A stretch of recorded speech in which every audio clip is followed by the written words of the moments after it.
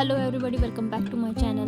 This vlog is quite next to the haunted or horror house in Lonavala. So this vlog is gonna about the best places for tourism in Lonavala. But before that we have to face so many struggles. Next you will find out what kind of struggles we are facing while exploring Lonavala. You might be thinking now where we are right now. So let me tell you, we are in a Kamshit right now. I think you are getting questions again that what we are doing in a Kamshit. I will answer your each question.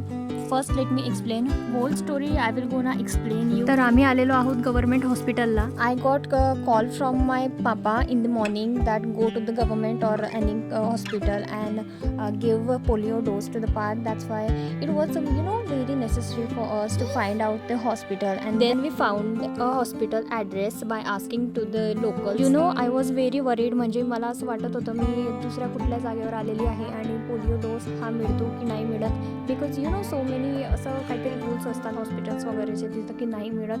But ही world wide I think आहे facility जी की गव्हर्नमेंटने आपल्याला available करून दिलेली आहे. Now I am feeling much relax after giving him dose.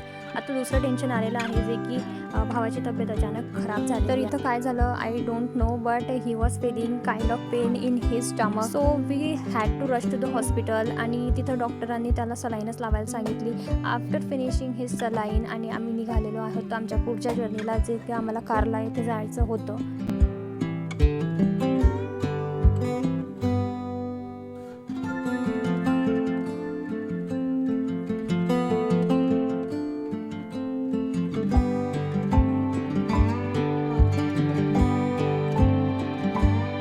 रस्त्यावरनं जाताना आम्हाला इथं छोटीशी हॉटेल लागलेली आणि ही हॉटेल म्हणजे आम्ही इथं 2 ते 3 वेळा थांबलेलो आणि इथं मी मिसळपाव ऑर्डर केलेली. Because it was a kind of different hotel. म्हणजे इथे एक आजी होत्या आणि त्या त्यांच्या हाताने स्वतः बनवून देत होत्या गरमागरम जे काही मेन्यू त्यांना सांगितलेले ते.